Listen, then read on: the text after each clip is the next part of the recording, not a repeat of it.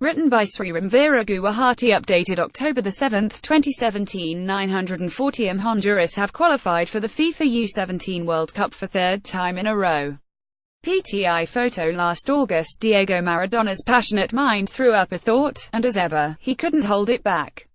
They Honduras play baseball. They know nothing about football. Honduras had shoved Argentina out of the first round at the Rio Olympics after a drawn game, and Maradona was fuming against his own team but ended up offending another country.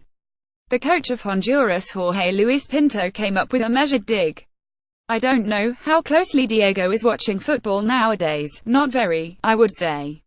One day I'm going to invite him to Honduras so that he can have a game and see the good football that there is. It's very indigenous, very humble, but very good. It better be good as football isn't just a pastime for the people of Honduras," says its U-17 coach Jose Valladares, who is in Guwahati with his team. The Central American country has qualified for the FIFA U-17 tourney for the third time in a row. 70% of the players in this team here are very poor. It's with football that they want to make something of their lives, Valladares continues.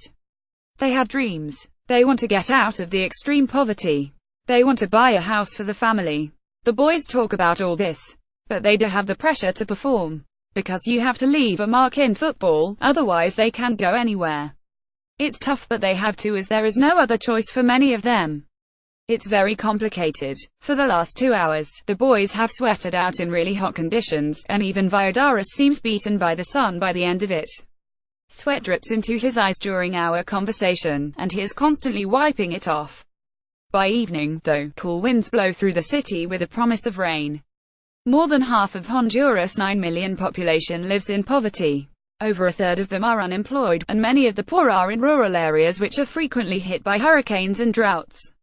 A lack of quality education persists, and there's rampant drug violence. In 2014, it had the homicide rate in the world.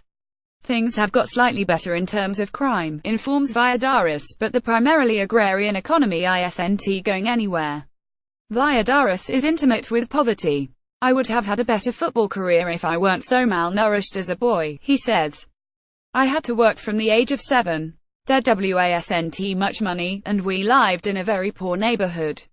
And I would do all sorts of jobs, would help my mother in the market, selling sweets, socks, salt, and other products.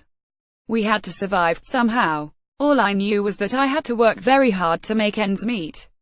Circle of violence. As he grew, and started to play football for his club, he also worked as a taxi driver. "It wasn't permanent job, but I did it now and then. Nothing was permanent then. It was the 1980s and things were turning for the worse in the country. Drugs and gang culture was amok in the capital city of Tegucigalpa and San Pedro Sula. Even as recently as May this year, 200 families fled from a neighborhood in San Pedro to escape the drug violence and organized crime. The gang members forced children to join them as messengers, watchmen, and as couriers of drugs and arms. A young girl had resisted and was killed, and the exodus began in fear. Turf wars also erupt between two of the most notorious drug gangs, the Mara 18 and Mara Salvatrucha, who have thousands of members across Central America. Drugs is the root cause of the problem. Football elevates players out of poverty. That's why for kids, it's like an escape route, says Valladares. He says his family, though poor, was educated, and he was lucky not to have come under the influence of these gangs.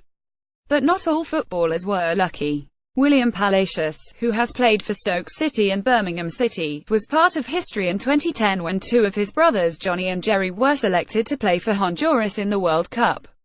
3 years prior to that, his fourth brother, Edwin, was kidnapped by the mafia, and even though William paid up the $150,000 ransom, Edwin was murdered.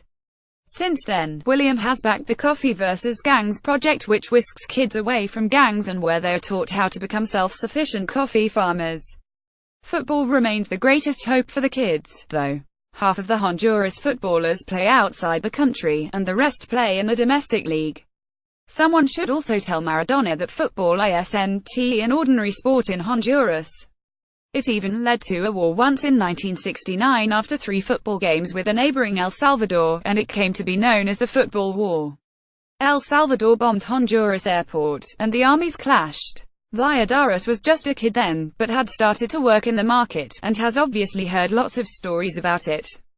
Things are good now between the two countries, but it was different then, he says. In the here and now, Honduras coach Valladares can gently shake his head at the memory of it all. It started a war once, but he knows that only football can save the young boys under his care from poverty and ruination.